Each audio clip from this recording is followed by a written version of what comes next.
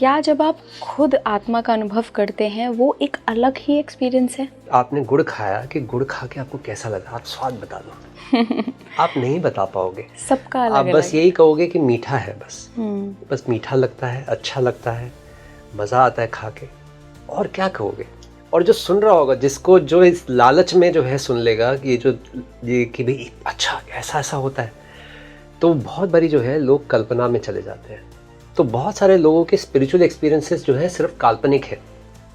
आचार्य जी, मुझसे बहुत सारे लोग ये सवाल करते हैं और उनका अपना अनुभव भी है कि इला जी इतना दुख भगवान क्यों दे रहा है, मैं तो इतनी बड़ी या इतना बड़ा भक्त हूँ भगवान का। भगवान बुद्ध हमेशा ये कहते थे कि आप मुझे नरक में नहीं डाल सकते, आप मेरे शरीर को जो है पीड़ा दे सकते हो, लेकिन मेरे को नरक में नहीं डाल सकते, क्योंकि मैं अपना स्वर्ग अपने साथ लेके चलता हूँ। बहुत सुंदर। कई लोगों पे वो ईश्वरी कृपा बरसती ही है, आप कुछ नहीं कर सकते, फिर वो उसको एक सही दिशा में जब अपने जीवन में ले जाते हैं तब फिर वो चमत्कार देखते। बहुत ब्यूटीफुल स्टोरी है कि एक पूरे गांव में जो है बारिश नहीं हुई, तो पूरे गांव ने डिसाइड किया कि भाई जो हमारा देवी कुल का जो मंदिर है वहाँ जाएंगे और प्रार्थना करेंगे। तो पूरा गांव इकट्ठा हो गया, सब जा रहा था प्रार्थना करने के लिए कि भी बारिश हो जाए। उनमें से एक बच्चा जो है अपना छाता लेकर आ गया। सबने कहा, ये पागल छाता लेके क्या करेगा? तो उसने बोला, भाई अभी हम जा रहे हैं प्रार्थना करने, तो बारिश तो होगी ना। ओ ब्यूटीफुल, वाओ। तो सारे के सारे जो जा रहे थे वो उनके अंदर ट्रस्ट नहीं था, सिर्फ एक छोटे से बच्चे में ट्रस्ट था कि अरे हम प्रार्थना करने जा रहे हैं, बारिश नहीं होगी क्या? यही फर्क है फेथ और रिचुअल में। एग्जैक्टली।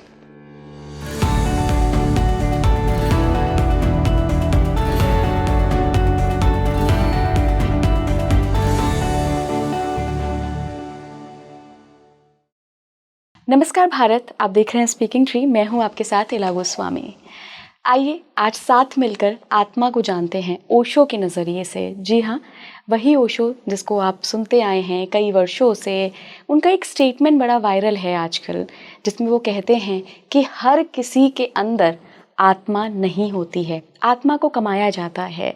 सुनने में जब हम सिर्फ ये वन लाइन सुनते हैं तो ये बड़ा अटपटा लगता है, क्योंकि हमने तो शुरुआत से सुना है कि जब बच्चा गर्भ में आता है तभी आत्मा का प्रवेश हो जाता है और बिना आत्मा के ये शरीर तो बिल्कुल ही डेड है। तो ऐसा ओशो क्यों कहते थे? आज ओशो की इसी बात को हम डिकोड करेंगे, जानेंगे कि आखिर आत्मा क्या है। ये अवेयरनेस, ये कॉन्शियसनेस जैसी बड़ी बड़ी बातें जो हम सुनते आए हैं, इनका वाकई में मतलब क्या है, और ये मतलब जान के मेरे जीवन में क्या घटित होगा, मैं कैसे उससे लाभ उठा सकता हूँ, मैं कैसे अपनी आध्यात्मिक जर्नी में आगे बढ़ सकता हूँ, ताकि जो आत्मा से सफ़र शुरू हुआ है वो परमात्मा पर आके खत्म भी हो जाए। क्योंकि हम सबकी जर्नी मनुष्य जीवन में यही है कि हम उस परमात्मा का अनुभव कर सकें, आत्मा और परमात्मा एक हो सकें। सब इसी सोल पर्पस से आए हैं, यकीन मानिए। बीच में थोड़े थोड़े हमारे पड़ाव हैं, जैसे एक मंजिल है, मंजिल परमात्मा है, बीच में बहुत ब्यूटीफुल पड़ाव भी हैं, बहुत कुछ मुश्किल पड़ाव भी हैं, कुछ दुखद पड़ाव भी हैं। तो आज इस पूरी सोल जर्नी को हम जानेंगे ओशो को ही फॉलो करने वाले, उनके बारे में गहनता से अध्ययन करने वाले स्पिरिचुअल गुरु आचार्य सिद्धार्थ से। और हाँ, एक बार और बता दूं आपको, आप सभी मेरी इस भारतीय परिधान के बारे में पूछते हैं, तो आज का जो ये लुक है वो इसाडोरा की तरफ से है। आचार्य जी, बहुत बहुत स्वागत है आपका स्पीकिंग ट्री पर। नमस्ते। आचार्य जी, यूँ तो मैं बहुत सारे लोगों से उनकी विचारधाराओं पे हर जितने भी मत चल रहे हैं आत्मा के बारे में, सोल के बारे में जान चुकी हूँ, लेकिन हमेशा से एक प्यास थी कि ओशो आत्मा को कैसे देखते हैं, ओशो सोल को कैसे देखते हैं। चूँकि ओशो के कई सारे स्टेटमेंट्स वायरल होते रहे हैं जिसमें वो आत्मा की बात करते हैं और बड़ा अलग तरीके से वो आत्मा को समझाते हैं। तो आज के पॉडकास्ट में आचार्य जी हम आत्मा को जानेंगे, लेकिन ओशो की दृष्टि से। ज़रूर ज़रूर।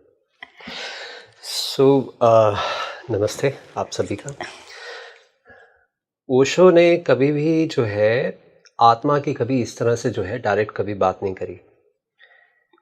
ओशो बिल्कुल जो है, अगर हम कहें तो उन्होंने एक तरह से बुद्ध जैसे थे, क्योंकि बुद्ध जो भगवान बुद्ध थे उन्होंने ना आत्मा की बात करी ना परमात्मा की बात करी।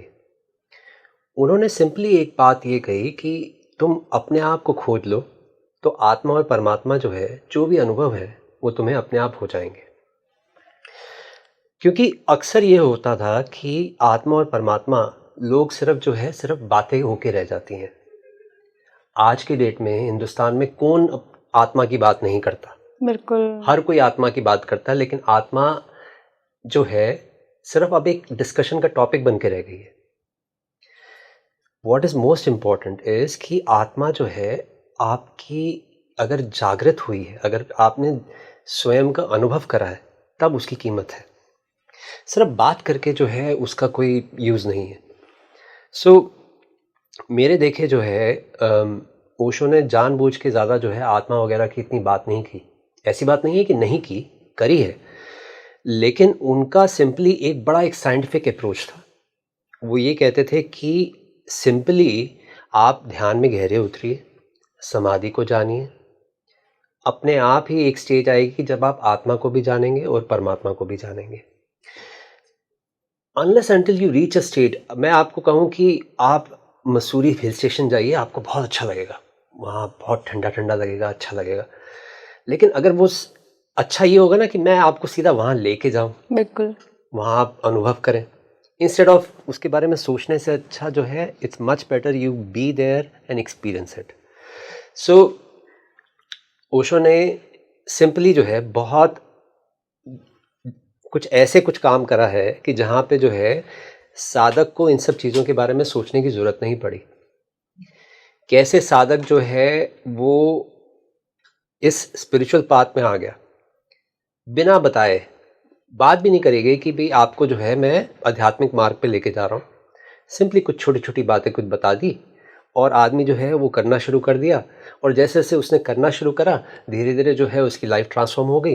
लाइफ ट्रांसफॉर्म हो गई तो सीधे जो है आत्मा क्या है, परमात्मा क्या है, और ये जो स्पिरिचुअल एक्सपीरियंसेस हैं वो सब घटने शुरू हो गए उसकी लाइफ में। और जो कि है भी सही। नहीं तो अगर आपको जो है पहले से ही जो है सारा कुछ बता दिया जाए कि गीता में लिखा है, कुरान में लिखा है, बाइबल में लिखा है कि ये सोल के साथ ये होता है, आत्मा के साथ ये होता है, ये डिवाइन एक्सपीरियंसेस हैं, इसकी आप जितनी बात करोगे ना कहीं आप जो है जो रियल एक्सपीरियंसेस हैं उससे दूर हो जाओगे। तो आचार्य जी, फिर ये रियल एक्सपीरियंसेस क्या हैं? क्योंकि जनरली जब हम लोगों के अनुभव सुनते हैं तो वो बहुत नॉर्मल ही होते हैं, मतलब एक से अनुभव होते हैं जितने भी डिवाइन एक्सपीरियंसेस हैं।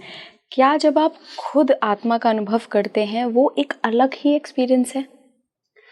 जब भी आपको डिवाइन एक्सपीरियंस होगा, जब भी आपको जो है एक एक दिव्य अनुभूति होगी, वो जब आप बात करेंगे तो आपको जो है अपने मन में उतरना पड़ेगा। और मन में जैसे ही आप उस चीज़ की बात करेंगे वो करप्ट हो जाएगी।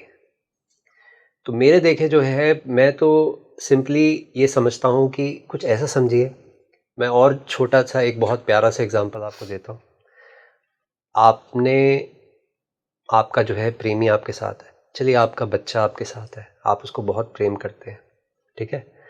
अब आपको कोई कहे अच्छा बताओ कैसा लगता है जब आप उसको प्यार करते हो, कैसा लगता है? क्या बताओगे? जो कुछ भी बताओगे वो कुछ सिर्फ शब्द होंगे। कि गुड़ जो है, आपने गुड़ खाया, कि गुड़ खा के आपको कैसा लगा, आप स्वाद बता दो। आप नहीं बता पाओगे। सबका आप अलग बस अलग। यही कहोगे कि मीठा है, हम्म। बस मीठा लगता है, अच्छा लगता है, मज़ा आता है खा के, और क्या कहोगे? और जितनी बात करोगे उतना जो है जो रियल अनुभव है उससे आप दूर हो जाओगे। और जो सुन रहा होगा, जिसको जो इस लालच में जो है सुन लेगा कि ये कि भाई अच्छा ऐसा ऐसा होता है, तो बहुत बारी जो है लोग कल्पना में चले जाते हैं।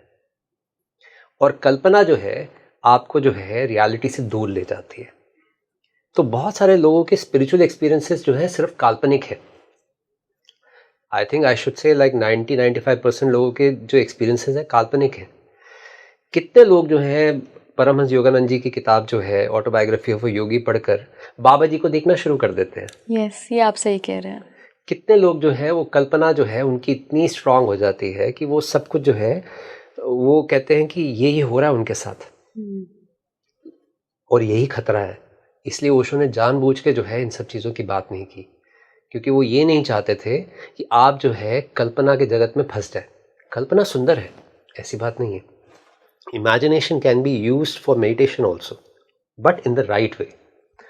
अब आप कल्पना शुरू कर दो कि अच्छा जी यहाँ पे कृष्ण जी आ गए हैं, यहाँ पे हनुमान जी आ गए हैं, यहाँ पे ये हो रहा है, यहाँ पे वो हो रहा है।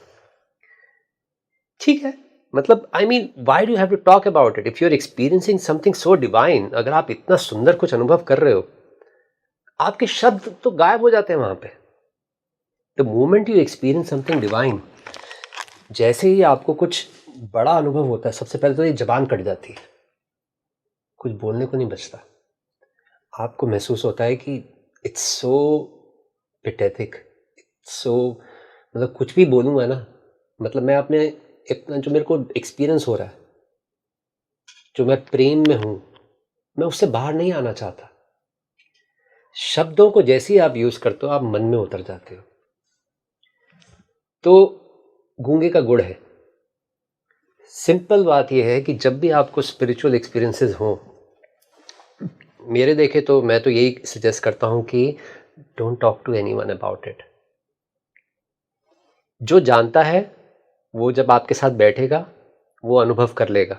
तो जब भी कुछ इस तरह का अनुभव हो, इम्पॉर्टेंट ये है कि हम उसको जो है सिंपली एब्जॉर्ब करें, उसको जिएं, instead of talking about it. It's better you live it.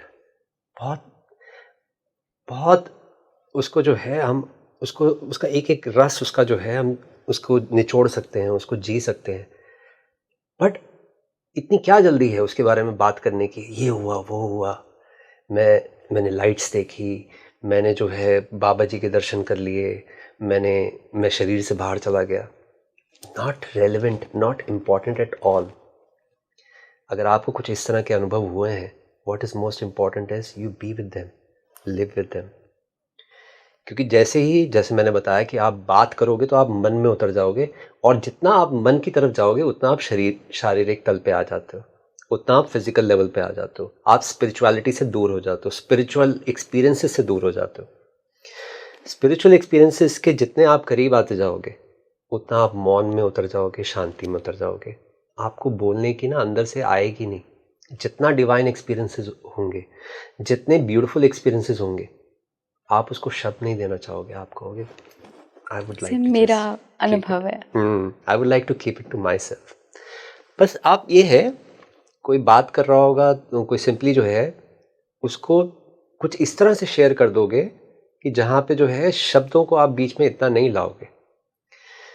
क्योंकि आप देखोगे कि जितना आप शब्दों को बीच में ला रहे हो, कहीं ना कहीं आप ये बताने की दूसरे को जाने अनजाने कोशिश कर रहे हो कि see I have experience this.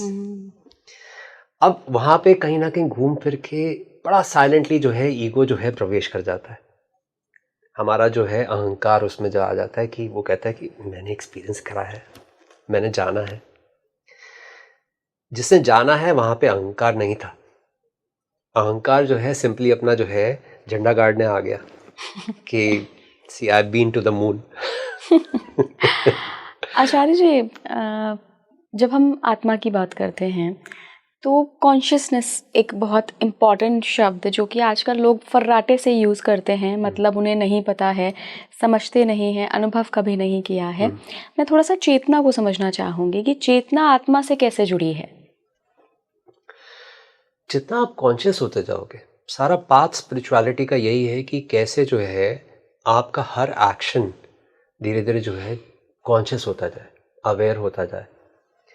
कैसे जो है आपकी, हमारा जो मन है, जो हम कहीं ना कहीं जो हमारा कॉन्शियस साइड है, it's like the tip of the iceberg, कुछ ऐसा कहें कि जो नदी के ऊपर जो छोटा सा वो जो एक टीला सा दिख रहा है वो हमारा मन है, लेकिन उसके नीचे एक बहुत बड़ी पहाड़ी है जिसके ऊपर वो दिख रहा है।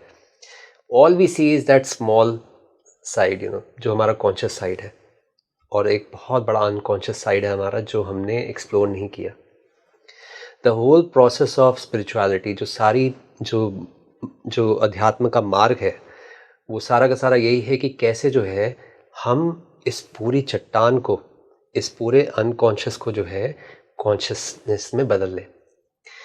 और जितना कॉन्शियस हो जाएंगे तो नेचुरली जिसको हम आत्मा बोल रहे हैं वो हमारी जो है अवेकनिंग है असल में। तो उतनी ज़्यादा जो है हम आत्मा जो है कहीं ना कहीं कमा जाते हैं जितना हम कॉन्शियस हो जाते हैं। हम जिस तरह से हमारा जन्म होता है, we are born as an animal, you know, as a we are born with these instincts, जो एनिमल इंस्टिंक्ट्स है। बस आदमी के साथ ये है कि उसके साथ उसको ये गिफ्ट है कि उसके पास जो है मन उसको दिया गया है, और इस मन के कारण जो है वो एक ट्रांसफॉर्मेशन उसके साथ घट सकती है। वो उसके पास एक कहीं ना कहीं चॉइस है कि वो इस बॉडी के बियॉन्ड जा सकता है। सबसे बड़ी जो है उसके पास ये एक तरह से गिफ्ट है। अब साथ में जो है ये भी दिक्कत है आदमी की कि इस मन के कारण जो है उसके पास बहुत सारी चॉइसेस आ जाती हैं और इस चॉइसेस के कारण जो है उसको सब कुछ दिखना शुरू हो जाता है कि वो ऊपर भी जा सकता है, वो हेवन को भी एक्सप्लोर कर सकता है, और वो पाताल में वापस जो है अपने जो पशु जो जगत है उसमें भी वापस जा सकता है। तो आदमी जिस तरह की स्टेट में है वो एक तरह की खिंचाव में है। ही इज़ ऑलवेज एक तरह से इलास्टिक की तरह इधर उधर खींचा जा रहा है। वो ना ऊपर जा सकता है ना नीचे जा सकता है। जितनी आपकी कॉन्शियसनेस, जितना आपके अंदर जो है चॉइस आनी शुरू हो जाती है, जितना आपके अंदर जो है आपकी अवेयरनेस बढ़ जाती है, धीरे धीरे आपके अंदर एक डिस्क्रिमिनेशन, जिसको हम कहें बुद्धि, का जन्म होता है। और ये बुद्धि जो है फिर डिस्क्रिमिनेट करनी शुरू करती है, क्या आपके लिए सही है, क्या आपके लिए गलत है। फिर आप फाइनली जो है अपनी लाइफ में चूज करना शुरू करते हैं कि what I want for my self and what I don't want for my self. जैसे कि एक आदमी जो है बहुत ज़्यादा जो है धीरे अल्कोहल के साथ जुड़ा हुआ है, बहुत ड्रिंक करता है। अब जैसे अब इस आदमी के अंदर जो है कॉन्शियसनेस क्रिएट होनी शुरू होगी, बुद्धि का जन्म होगा, तो बुद्धि उसको क्लैरिटी के साथ बताएगी, देखो शराब पियोगे उसका ये फल मिलता है, नहीं पीते हो तो देखो ये घटता है तुम्हारे साथ। तो फाइनली एक चॉइस क्रिएट होती है और उसके अंदर इंटेलिजेंस का जन्म होता है, बुद्धि का जन्म होता है। वहीं पे जो है वो यात्रा है कहीं ना कहीं more and more being conscious. तो आत्मा कुछ ऐसा समझें कि जब आप जितने ज़्यादा कॉन्शियस हो जाओगे उतनी कहीं ना कहीं आपने आत्मा जो है अपनी जागृत कर ली। जब हम गुरु की बात कर रहे हैं तो उनकी वहाँ पे कुछ भी अनकॉन्शियस नहीं रह गया। तो वहाँ पे जो जिसको हम आत्मा कह रहे हैं वो ही एक तरह से परमात्मा की एक स्थिति है। सो जैसे ही आपका सर्कल कंप्लीट होता है आत्मा का, वहीं पे परमात्मा घट जाता है। ब्यूटीफुल। तो ये है असली बात। तो सारा प्रोसेस स्पिरिचुअलिटी का यही है कि कैसे हम अपनी जो कॉन्शियसनेस है उसको जितना बढ़ा सकें, जितना हमारा जो अनकॉन्शियस रेल्म है उसको जो है जागृत कर सकें, उसके अंदर जो है कॉन्शियसनेस क्रिएट कर सकें, उतना ज़्यादा जो है आपके पास एक मुक्ति आ जाती है। क्या यही वजह है आचार्य जी कि जिन लोगों ने भी अपने कॉन्शियस माइंड के अलावा या अपनी कॉन्शियस जो स्थिति है उसके अलावा जितना अनकॉन्शियस या सब कॉन्शियस है उसको जैसे ही एक्सप्लोर किया, जैसे ही समझा, जाना मन की उस स्थिति को, वैसे उनको बहुत सारी अपनी पास्ट लाइफ्स भी याद आ गई। ये ओशो भी बात किया करते थे। ओशो ने अपनी पास्ट लाइफ्स के बारे में बताया, जो हम डेफिनेटली कई सारे पॉडकास्ट में देखते भी हैं, यहाँ भी आपने सुनी होंगी वो कहानियाँ। तो यही कारण होता है क्या कि जैसे ही अवेयरनेस आती है, हमारी कॉन्शियसनेस रेज होती है या हम उसको एक्सप्लोर करते हैं, वैसे ही वो सब सारी चीज़ें टैप कर लेते हैं। हम जो हमारी पास्ट लाइफ्स हैं, जो भी हम जहाँ से भी आ रहे हैं, एक तरह की एवोल्यूशन की एक जर्नी है जहाँ से हम आ रहे हैं। और इस एवोल्यूशन की जर्नी में हमें ये याद रखना चाहिए कि like we are coming from the animal kingdom, कि हम जो है पहले पशु थे, और ये जो पशु का जो तत्व है वो अभी हम जो मनुष्य हो गए हैं तो वो विदा नहीं हो गया है। सो जितने भी डिज़ायर्स हैं मोस्टली दे आर जो रूट कॉज है कहीं ना कहीं पशु तत्व से आता है। जब आप जागना शुरू करते हैं, असली द्वंद तब शुरू होता है आपके जीवन में, असली जो खींचातानी तब शुरू होती है, क्योंकि तब आपको ये भी दिखता है कि आपको डिवाइन एक्सपीरियंस हुआ है, और आपको ये भी दिखता है कि आपको जो है आपका पशु जगत जो है वापस बुला रहा है। सो सारा प्रोसेस यही है कि धीरे धीरे जब आपकी बुद्धि का जन्म होता है तब आप डिस्क्रिमिनेट करते हैं और फिर आप पशु जगत से धीरे धीरे बाहर आना शुरू होते हैं। बट इसको याद रखने की बात है, this is a kind of a pattern in which we are born. कहीं कुछ ऐसा समझिए कि एक वकील के घर में एक बच्चा पैदा हुआ है तो बहुत नेचुरली शायद उसके लिए इजी होगा कि वो वकील बन जाएगा, या डॉक्टर के घर में डॉक्टर, एक चोर के घर में चोर। ये अच्छे बुरे की बात नहीं है, but these are we are born with the instinct, जिसका ये अर्थ है कि हम कहीं ना कहीं जाने अनजाने, कॉन्शियसली अनकॉन्शियसली अपने पेरेंट्स को चूज कर रहे हैं। बिल्कुल। Because this is the way we are. तो जब हम अपने पेरेंट्स को चूज करते हैं तो वो सिंपली जो है वो हमारा एक एक्सक्यूज है कि भी ताकि हम वो हो सकें जो हम एक्चुअली में है। सो दे वर जस्ट एन एक्सक्यूज। अब जब आपके अंदर एवोल्यूशन घट जाएगा, जब आप समझिए आप चोरी से अगर आप मुक्त हो जाओगे, तब then you will require different kind of parents in the next birth, अगर होता है तो जैसे जैसे आप कॉन्शियसनेस जैसे आपकी बढ़ती जाएगी, होगा ये कि धीरे धीरे आप इन वृत्तियों से, वो जो इंस्टिंक्ट्स हैं उससे जो है मुक्त होने शुरू हो जाएंगे। और जैसे जैसे मुक्त होने शुरू हो जाएंगे, वहाँ पे देखिए सारा खेल जो है घूम फिर के कॉन्शियसनेस के ऊपर ही आ जाता है कि जैसे जैसे जितना कॉन्शियस हो जाएंगे तो वृत्तियाँ उतनी ही ज़्यादा जो है डिस्टेंस क्रिएट कर जाएंगी। आप अपने शरीर से आपका एक डिस्टेंस बन जाएगा, मन से एक डिस्टेंस बन जाएगा। शरीर और मन से डिस्टेंस होने का मतलब हुआ कि ध्यान जो है आपके जीवन में घटना शुरू हो गया, कि विचार जो है अब आपको आपके साथ जो है उसके साथ एक डिस्टेंस है, कि अब ऐसा नहीं है कि विचार आप हो। अब आप ये देख सकते हो कि आपके विचारों का ट्रैफिक जो है आपके सामने चलता है। अब आप चूज कहीं ना कहीं करने की स्थिति में आए हो। अब ये भी ऐसा नहीं है कि एकदम से आदमी मुक्त हो जाता है, उसके पीछे भी जो है this is a constant 24 hours वाला एक चीज़ है कि आदमी चुपचाप अपने ऊपर काम करता रहे। इंस्टिंक्ट्स जो है, जो पैटर्न जो है, जिस तरह से हम जो बॉर्न हुए हैं, जैसे मैंने बात करी चोर का ये और ये सारा कुछ, किसी को मीठा खाने की आदत है, किसी को कुछ आदत है, वो सारा हमारे पैटर्न से आ रहा है। इन पैटर्न को इससे बाहर निकलना आसान नहीं है। Like if you are born in a family जहाँ पे किसी को मीठा खाने का बहुत आदत है, तो आपको बड़ा नेचुरली जो है मीठा आप खाओगे, ठीक है। अब इससे जो है ये आपको समझना पड़ेगा कि this is the kind of a body which is given to you. Yes.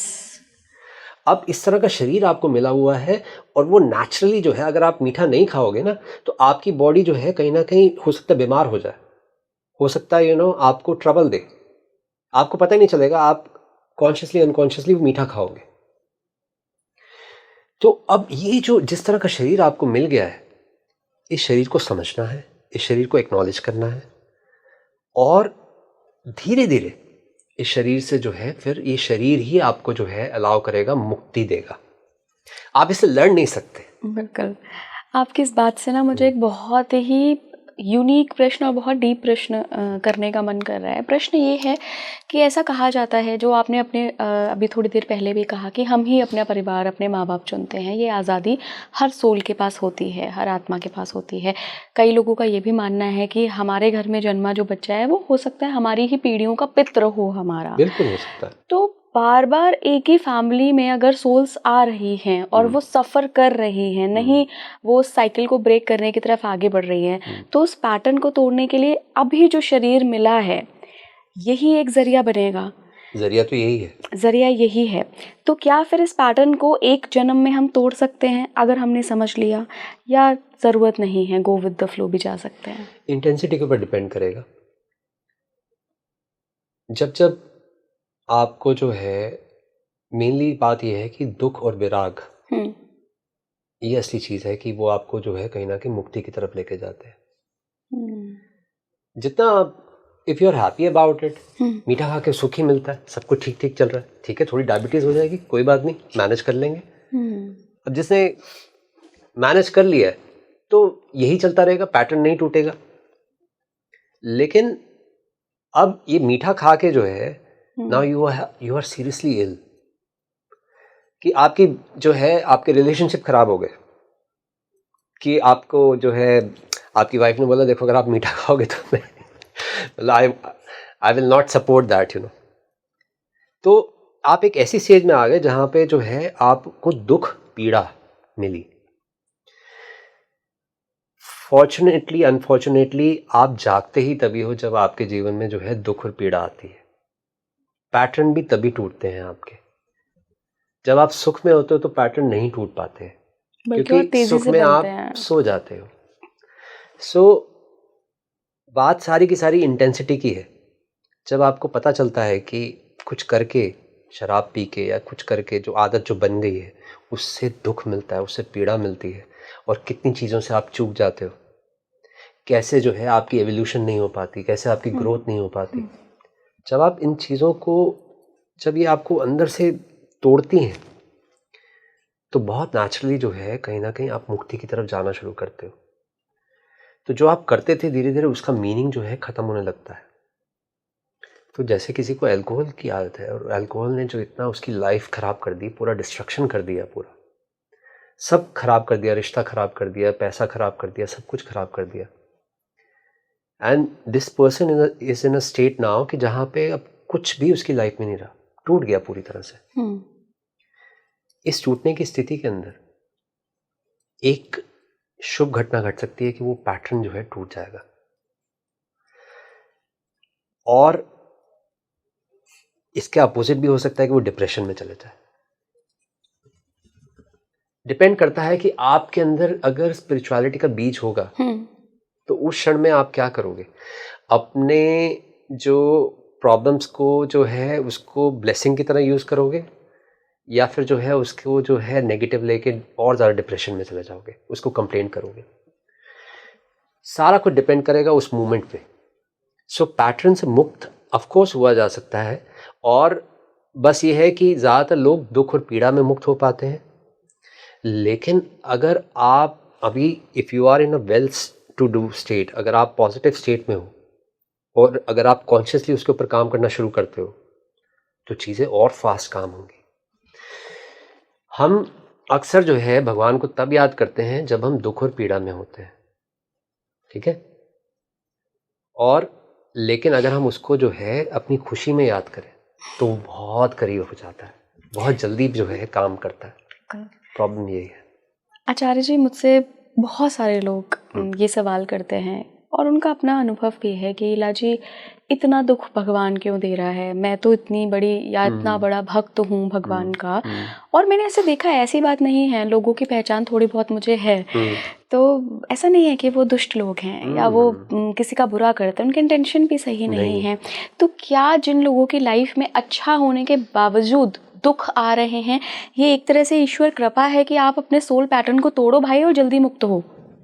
ये भी एक नज़रिया है कि ऑफ कोर्स ये देखा जा सकता है कि जो दुख आ रहे हैं वो हमारे पैटर्न को तोड़ने के लिए हैं। लेकिन सबसे बड़ी बात एक जो यहाँ पे हमेशा याद रखने की है, आपको ये याद रखने की है कि जितने भी दुख और पीड़ा आपके जीवन में घट रही हैं, कॉन्शियसली अनकॉन्शियसली आपने उनको क्रिएट करा है, और जितनी जल्दी हम उसकी रिस्पॉन्सिबिलिटी लेते हैं तो हम उसके बारे में कुछ कर पाते हैं। अगर दुख और पीड़ा बाहर से ही आ रही है फिर बाहर का आदमी जो है, जो बाहर का सोर्स है, फिर वो मालिक हो गया आपका। फिर आप क्या करोगे? फिर जब दुख आएगा दुख जियोगे, जब सुख आएगा तब सुख जियोगे। लेकिन अगर आपके अंदर जो है आपको ये पता चल गया कि आपका जो सुख है वो आपके ऊपर डिपेंड करता है, तो बाहर के दुख जो है वो सिर्फ शरीर तक सीमित रह जाता है, सिर्फ वो भीतर नहीं प्रवेश कर पाता। भीतर तो तभी, भीतर आपकी चॉइस है हमेशा। मैं आपको जो है चोट पहुंचा सकता हूं आपके शरीर पे, उस चोट को आप दुख बनाओगे कि नहीं बनाओगे वो आपकी चॉइस है, ये हमेशा आपकी चॉइस रहेगी। अब अगर जो है ये आपको अपनी चॉइस का पता चल जाएगा तो पैटर्न से तो आप मुक्त होना शुरू हो ही गए।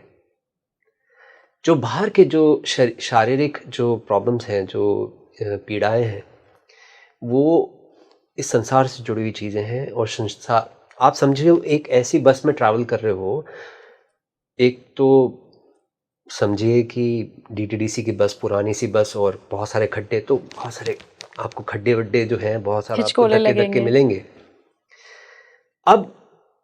अब इस बस में आप जा रहे हो और आप दुखी हो जाओ, यार ये मेरे साथ ही क्यों होता है, क्यों मुझे ये दुख और पीड़ा मिल रही है। This is very much your choice कि अब आप इसको जो है कि इसको आप दुख बनाना चाहोगे कि नहीं चाहोगे।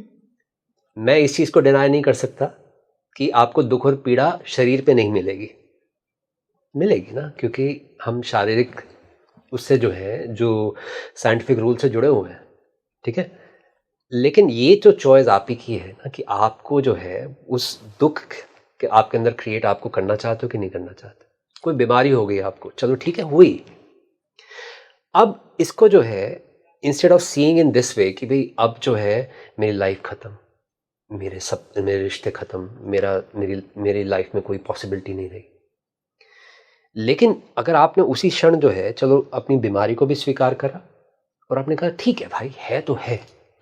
अब इस है के साथ ही आपकी सारी शक्ति जो स्कैटर्ड थी, जो बिखरी हुई थी, वो आपके पास वापस आ गई। और इस वापस आने में ही आपका जो आपको ये डिस्कवर हो जाता है कि आपका सुख जो है आपके साथ है। ये बात मैंने पहले भी कही है, आई थिंक आपके पॉडकास्ट में कही थी या नहीं कही थी, कि भगवान बुद्ध हमेशा ये कहते थे कि आप मुझे नरक में नहीं डाल सकते, आप मेरे शरीर को जो है पीड़ा दे सकते हो, लेकिन मेरे को नरक में नहीं डाल सकते, क्योंकि मैं अपना स्वर्ग अपने साथ लेके चलता हूँ। बहुत सुंदर। तो ये एक्चुअली में और जो बुद्ध की स्थिति है, बुद्ध हमारे जैसे शरीर के अंदर ही है, लेकिन उनके अंदर जो है एक ऐसी ट्रांसफॉर्मेशन घट गई है कि उनका आत्मा जो है परमात्मा बन चुका है। हमारा बस ये है कि एटलीस्ट हम प्रोसेस तो शुरू करें, चीज़ों को समझे तो सही, इंटेलेक्चुअली तो चीज़ों को समझें। जब हम चीज़ों को इंटेलेक्चुअली शुरू कर देते हैं समझना, एटलीस्ट अंडरस्टैंडिंग करना शुरू कर देते हैं, तो हमारे अंदर चेंजेस आने शुरू हो जाते हैं। तो बहुत इंपॉर्टेंट है कि हमारी अंडरस्टैंडिंग जो है वो साफ हो जाए, एटलीस्ट हमारे अंदर से जो जितनी कंफ्यूजन जा सकती है वो चली जाए। उसी को हम ज्ञान कहते हैं। तो इम्पॉर्टेंट यही है कि हम जिस ज्ञान की हम जो बात कर रहे हैं, वो ज्ञान क्या है असली, कि ज्ञान जो आपको मुक्ति दे, बांधे नहीं। एग्जैक्टली जो आपको एक्चुअली में जो है एक लिबरेशन आपकी लाइफ में लेकर आए। ज्ञान ऐसा होना चाहिए कि आपको जो भी आपकी स्थिति है, जैसे भी आपकी स्थिति है, आपको ज्ञान जो है आपको उसी स्थिति में जो है मुक्त कर दे। तो ज्ञान का क्या मतलब हुआ? सबसे पहला अर्थ ज्ञान का हुआ कि आपने अपने आप को वैसे ही स्वीकार कर लिया जैसे आप हो।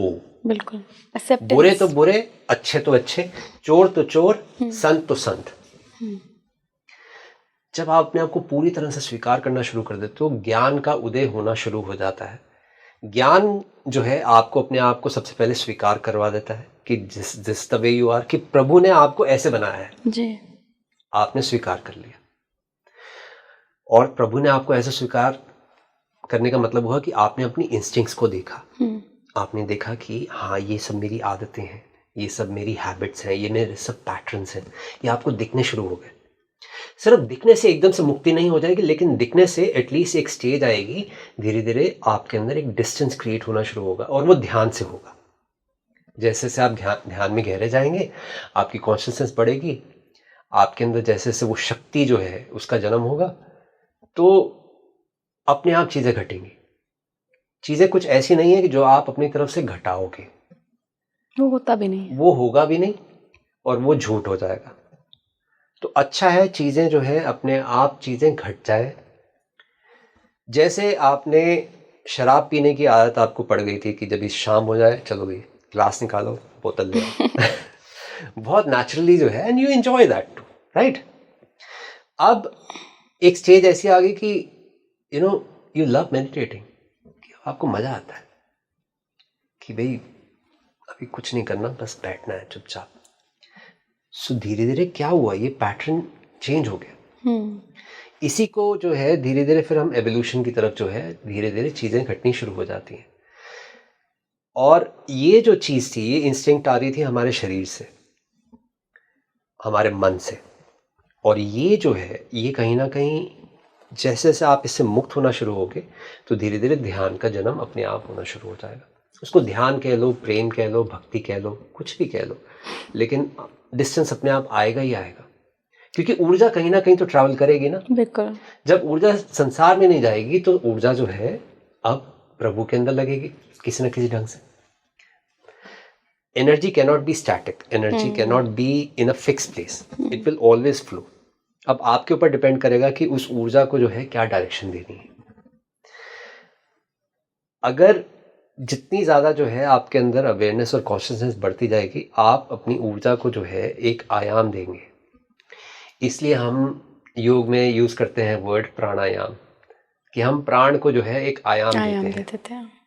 तो हमने अपनी प्राण को, अपनी ऊर्जा को जो है एक आयाम देना है।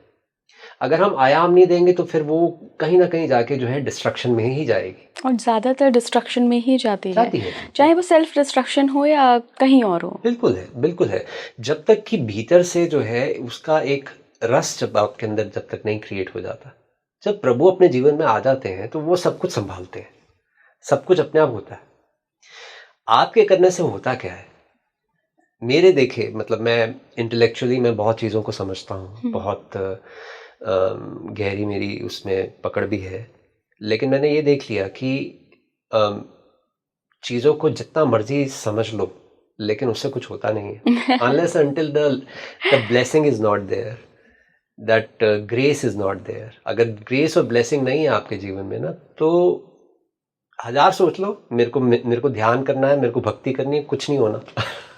तो आचार्य जी, ये ब्लेसिंग और ग्रेस आता कैसे है? क्योंकि मैंने ऐसा बहुत लोगों से सुना है कि जन्मजात होता है कई लोगों पे वो ईश्वरीय कृपा बरसती ही है, आप कुछ नहीं कर सकते। फिर वो उसको एक सही दिशा में जब अपने जीवन में ले जाते हैं तब फिर वो चमत्कार देखते हैं। और चमत्कारों से यहाँ मैं कोई रुद्राक्ष निकालना या कुछ कप उठा लेना या कोई हवा में चीज़ें, ये सब की बात नहीं कर रही हूँ। चमत्कार मतलब जिस दिन आपको वो महसूस होगा ना कि शरीर से अलग भी कोई चीज़ है, वो चमत्कार है। सबसे बड़ी जो ग्रेस और ब्लेसिंग यही है कि आपको प्रभु जो है आपको अपने साथ जोड़ ले, उससे बड़ी और ग्रेस और ब्लेसिंग नहीं है। अब आप पूछ रहे हो, आपका प्रश्न ये है कि वो कैसे अवेलेबल हो, और आपने ये भी पूछा कि कई लोगों को वो जन्मजात किसी के साथ होती है। बिल्कुल होती है। तो ये वो लोग हैं जो जाने अनजाने जो है जिनका पात्र जो है सीधा पड़ा हुआ है और जिनको नहीं मिल पा रहा है उनका पात्र बस उल्टा है और कुछ नहीं है। कुछ ऐसा समझिए कि भी बारिश सब जगह पे हो रही है, आपके ऊपर है छाता हटा लो, भीग जाओ तो उसकी लव, ग्रेस और ब्लेसिंग सभी के ऊपर है, डिपेंड्स ऑन यू। मतलब आप ये नहीं कह सकते कि Buddha is special, Buddha is special, Osho is special, Rama is special, Krishna is special. ये बोल के जो है ना आप अपने आप को बचा लेते हो। आप जो है कहीं ना कहीं बच के निकलना चाहते हो कि भाई देखो वो तो महापुरुष है, वो तो स्पेशल है, उन्होंने जन्मों जन्मों की साधना करी है, तो मैं कहाँ उनके सामने। जैसे आप बोल दे तो फिर कहीं ना कहीं आप कह रहे हो कि भाई मैं उसके लायक नहीं हूँ, तो आप खुद ही अपने आप को पीछे हटा लेते हो। इसी क्षण अगर आप तैयार हो तो उसकी ग्रेस और ब्लेसिंग्स जो है they are all ready and they can just take you. As a child मेरे को एक छोटी सी एक बात मेरे को याद है कि मैं अपने मित्र को बोला करता था कि जब एक फुल मून की नाइट थी एक, कि मैं चाहूँ ना तो मैं अभी इस मून के साथ जो है एवेपोरेट हो सकता हूँ, मैं इस मून के साथ जो है ऊपर उठ सकता हूँ। बिल्कुल एक बच्चे का मन ना। तो और मैं फिर उसको जो है मैंने कहा तू देख मैं करके दिखाता हूँ तेरे को। और हुआ ये कि मैंने करना शुरू करा और एक्चुअली में हुआ ये कि मैं कहीं ना कहीं शरीर से बाहर जाने लगा। तो फिर उस वक्त मुझे भी नहीं पता था कि ये हो सकता है, पॉसिबल है, but then I said okay I was just trying, sorry I will just go back. तो कितना आपके अंदर ट्रस्ट है वो बहुत मैटर करता है। एक और इसी तरह की स्टोरी है जो कि बहुत ब्यूटीफुल स्टोरी है कि एक पूरे गांव में जो है बारिश नहीं हुई। तो पूरे गांव ने डिसाइड किया कि भाई जो हमारा देवी कुल का जो मंदिर है वहां जाएंगे और प्रार्थना करेंगे। तो पूरा गांव इकट्ठा हो गया, सब जा रहा था प्रार्थना करने के लिए कि भी बारिश हो जाए। उनमें से एक बच्चा जो है अपना छाता लेकर आ गया। तो सबने कहा, अरे पागल, छाता लेके क्या करेगा? तो उसने बोला, भाई अभी हम जा रहे हैं प्रार्थना करने, तो बारिश तो होगी ना। ओ ब्यूटीफुल, वाओ। तो सारे के सारे जो जा रहे थे वो भरोसा उनके अंदर नहीं ट्रस्ट नहीं था। था। सिर्फ एक छोटे से बच्चे में ट्रस्ट था कि अरे हम प्रार्थना करने जा रहे हैं, बारिश नहीं होगी क्या? यही फर्क है फेथ और रिचुअल में। Exactly, exactly, that is how it हम रिचुअल में फंस गए हैं, एग्जैक्टली, फेथ नहीं है। एग्जैक्टली। तो अगर आपके अंदर ट्रस्ट है तो आप छाता अपने पास रखोगे। सो बहुत इंपॉर्टेंट है। बस बात रही ग्रेस और ब्लेसिंग की, हम बात कर रहे थे। इसी मोमेंट में वो हर क्षण जो है हमारे साथ उपलब्ध है। आप कोई भी स्थिति में हो, आप ओपन तो हो। ये स्वरूप उसी का ही है, हमारे भीतर वही बैठा है, हमारे भीतर वही सांस फूंकता है। थोड़ा सा इस चीज़ का एहसास हो जाए कि हम उसके एक तिनका मात्र जो है हम जो है हिल नहीं सकते, कि वो चाहे तो पीछे से प्लग खींच ले, खत्म। तो ये चीज़ का अगर एहसास हो जाए तो फिर ठीक है, फिर ग्रेस और ब्लेसिंग उसी की बात है। आचार्य जी, हमने आत्मा से बात शुरू की थी और मैं दोबारा उसी तरफ आपको लेकर जाऊंगी। ओशो का एक स्टेटमेंट, चूँकि आजकल बच्चों को किसी को भी पढ़ने का उतना शौक नहीं है, सुनने का भी उतना शौक नहीं है, 30 सेकंड की रील्स में ही हम ज्ञान हासिल कर लेते हैं। तो एक जगह सुना गया है ओशो को कहते हुए, हालांकि उस लाइन को ही लोगों ने पकड़ लिया कि आत्मा हर किसी के अंदर नहीं होती। क्या तात्पर्य था? क्योंकि पूरी रिकॉर्डिंग तो किसी ने सुनी नहीं, आपने पढ़ा है ओशो को। मैं आपसे जानना चाहती हूँ कि इस चीज़ का मतलब क्या था, क्या कहना चाहते थे ओशो? बिल्कुल सही बात है। आत्मा सभी के अंदर नहीं होती, क्योंकि आत्मा को आपको कमाना पड़ता है। आत्मा जो है वो आपको जन्म से नहीं मिलती। आप एक जिस तरह से पैदा होते हैं, कोई ब्राह्मण की तरह पैदा नहीं होता, हम शूद्र की तरह पैदा होते हैं। बिल्कुल, हम सिर्फ शरीर की तरह पैदा होते हैं, हम सिर्फ एक पशु की तरह पैदा होते हैं। लेकिन धीरे धीरे फिर मन की एंट्री होती है। मन आपको दिया जाता है, संसार आपको दिया जाता है, आपके अंदर जो है विचार की क्षमता आती है। फिर इसी प्रोसेस में आगे बढ़ते बढ़ते एक स्टेज ऐसी आती है कि जब आप अपने आप को डिस्कवर करना शुरू करते हो, और तब जो है आपके अंदर एक स्थिति ऐसी बनती है कि आप अपनी आत्मा को जो है अनुभव करना शुरू करते हो। तो बिल्कुल सही बात है जो गुरु ओशो ने बात कही कि आत्मा जो है वो सभी को नहीं मिलती, और बहुत लोग बिना आत्मा के ही मर जाते हैं।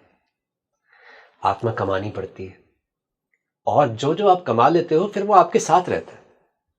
तो इस जन्म में पूरा नहीं हुआ तो अगले जन्म में पूरा होगा। तो ये एक तरह से हम कहते हैं ना, सोल जर्नी, ये आत्मा की जर्नी है। ये जो संसार में जो आप कर रहे हो, अपनी आत्मा का जो सर्कल है वो कंप्लीट कर रहे हो। इस आत्मा का सर्कल कंप्लीट होते होते जो है आप पूरा परमात्मा का जो है वो सर्कल कंप्लीट हो जाता है। यही हम टैरो की भाषा में जो है हम करते हैं शुरुआत जीरो से, द फूल से। और इसी को जो है जब एंड में जाते हैं, जो लास्ट जो हमारा कार्ड है वो है the card of the world, जिसको हम एनलाइटनमेंट बोलते हैं। ओह, तो शुरुआत होती है जीरो से और एंड भी जीरो से ही होता है, लेकिन सर्कल कंप्लीट हो जाता है। सो आत्मा डेफिनेटली आपको जो है कमानी पड़ेगी, और उसकी बात आप छोड़ो कि आपको क्या है सिंपली कमाना है। सिंपली बात इंपॉर्टेंट ये है कि अपने आप को जो आप हो उसको जान लो, उसको कर लो, अपनी इंस्टिंक्ट्स को जी लो। उस इंस्टिंक्ट्स को जीने से भी आदमी मुक्त होता है। ये तो ओशो कहते ही थे। हाँ, तो लेकिन बस डिफरेंस ये है कि भीतर एक कॉन्शियसनेस, एक भीतर एक थोड़ा सा एक अवेयरनेस रहे। होश भी अपने बस की बात नहीं है कि आप अपने अंदर जो है होश क्रिएट कर लो। बस कोई भीतर है, कोई साक्षी बैठा हुआ है, कोई अंदर कोई गहरे में कोई बैठा हुआ है, कोई दिया जल रहा है जो देख रहा है सब कुछ। अब ठीक है, उसकी कृपा होगी तो ठीक है, और वो जो है उजागर होगा वो, और आप उसको उघाड़ पाओगे। सो सारा प्रोसेस यही है कि ओशो आपको यही बोलते हैं कि आत्मा की जो है यात्रा पे निकल जाओ। आत्मा, ये बात आप मान के चलो कि आपके पास आत्मा नहीं है। अभी आप सिर्फ शरीर की तरह हो। अब ये शरीर जो है, इस शरीर से आत्मा तक की जो यात्रा है वो तब घटेगी जब आप अपने आप को जितना जानोगे, जब आप अपने आप को जितना एक्सप्लोर करोगे। तो आचार्य जी, मैं कैसे पहचानूं कि मैंने अपनी आध्यात्मिक जर्नी शुरू कर दी और यहाँ मैं रिप्रेजेंट कर रही हूँ हमारी सारी ऑडियंस को कि आध्यात्मिक जर्नी शुरू हो चुकी है, भले कितने ही साल हो गए हों, मेरे अंदर आत्मा है या नहीं है? ये प्रश्न मन का है। क्या जरूरत है हमें मन को बताने की? मैंने बताया ना शुरू में कि हमें मन को बीच में लाना ही नहीं। अच्छा। अब अगर अंदर अंदर समझो किसी ने कहा कि भी मैंने धन छोड़ दिया और मैं सन्यासी हो गया, लेकिन वो हर थोड़े टाइम बाद जो है सबको जो है बताता है मैंने धन छोड़ दिया, मैंने जो है सन्यासी हो गया, आज इतने साल हो गए, इतना धन छोड़ा था। अंदर काउंटिंग चल रही है, अंदर मन जो है काउंट करने में लगा हुआ है। इसी तरह से मन जो है हर चीज को जो है काउंटिंग में बदल देता है। अब मन आपको ये भी बोल सकता है कि अच्छा मैंने आज इतनी आत्मा कमा ली, आज इतनी आत्मा कमा ली। सही कह रहे हैं। फिर आप उसके फेर में पड़ जाओगे। फिर आप जो है आपका मन, फिर आपको सारा जो है प्रोसेस यही है कैसे आप जो है मन के पार चले जाओ ना। जब तक मन है तो शरीर भी उतना ही जो है कहीं ना कहीं फिजिकल लेवल भी आपका उतना ही रहेगा। जब हम स्पिरिचुअल रेल्म में एंटर कर रहे हैं, जब हम अध्यात्म में प्रवेश कर रहे हैं, वहाँ पे हम मन को जो है बाहर छोड़ के आए। जैसे हम चप्पल को बाहर छोड़ के आते हैं ना मंदिर में प्रवेश करने से, वो सिंबॉलिकल यही है कि हम अपने मन को जो है बाहर उतार के आए। मन यहाँ पे ज़रूरी है शरीर को चलाने के लिए, संसार में रहने के लिए। उसका प्रयोग वहीं किया जाए। मन का प्रयोग प्रेम में ना किया जाए, मन का प्रयोग जो है ध्यान में जाने के लिए ना किया जाए। आप कर भी नहीं पाओगे। आजकल इतने सारे लोग जो ध्यान में प्रवेश करने की कोशिश कर रहे हैं मन के जरिए, वो नहीं कर पाएंगे, होगा ही नहीं, क्योंकि मन का बात ही नहीं है। मन से पार जाने की बात है, मन से मुक्ति की बात है। जो घटना घट रही है उसको चुपचाप जो है गूंगे की गुड़ की तरह जीते चलो। ज्यादा बात मत करो, बात करोगे तो जो घटा है वो भी ले लिया जाएगा। तो चुपचाप उसको जो है जी लो, उसको जो है मजा ले लो उसका। चुपचाप मजा लेते रहोगे और बढ़ता चला जाएगा और बढ़ेगा। फिर बताना नहीं पड़ेगा, दिखेगा। फिर जो प्यासा आएगा ना उसको पता चल जाएगा कि आपके पास कुछ है। फिर अपने आप आपके पास आएगा, बैठेगा और एक बड़ा एक जाने अनजाने एक सत्संग चलना शुरू हो जाएगा। उसकी बात होनी शुरू हो जाएगी और एक तरह का जो है रस बहना शुरू हो जाएगा। यही कृष्ण के साथ हुआ था, भगवान कृष्ण के साथ, जिसको हम लीला कहते हैं। एक ऐसी स्थिति आ गई कि जहाँ पे वो जो है फूट गए। मतलब इतना रस अपने भीतर जो है जैसे पूरी ऊर्जा जो है फैल गई है। और जब एक व्यक्ति के अंदर ऐसा घट गया है तो हम सब उसी को ढूंढ रहे हैं, हम सभी उसी स्थिति में जाना चाहते हैं। तो वो सब जो है वो आकर्षित होने लग जाते हैं।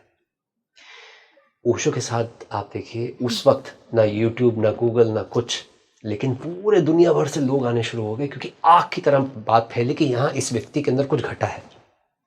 रमन महर्षि, उस वक्त भी कुछ नहीं था, बिल्कुल, लेकिन भीतर कुछ हुआ है। लोगों को आग की तरह जो है फैल गई खबर की, लोग आने शुरू हो गए। बुद्ध के समय कोई भी नहीं था, कोई कम्युनिकेशन नहीं थी, लोगों को चल चल के जाना पड़ता था।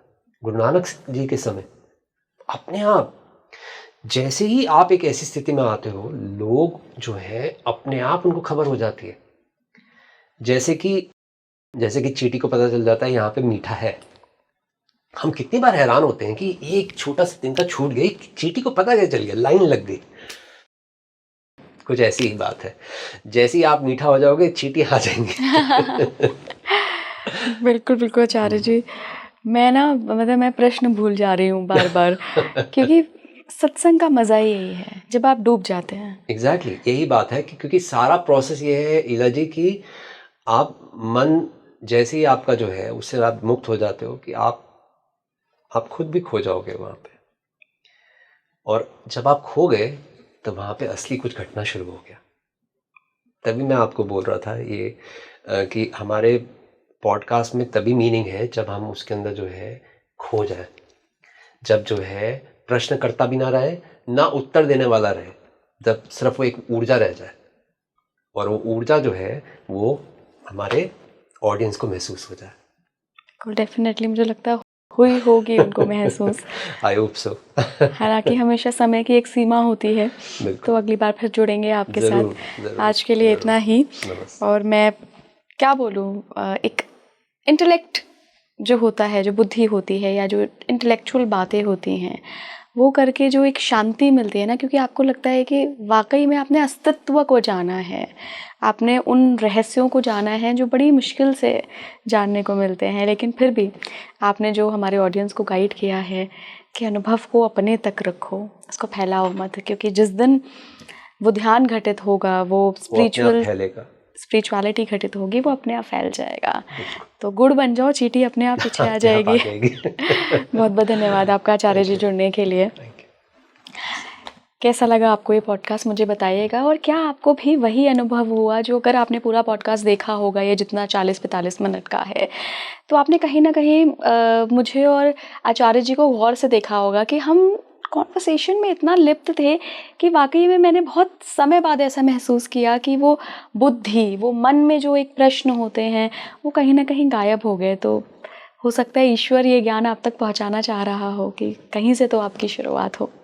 जुड़े रहिए स्पीकिंग ट्री के साथ, कमेंट बॉक्स में बताते हुए जाइएगा। नमस्कार।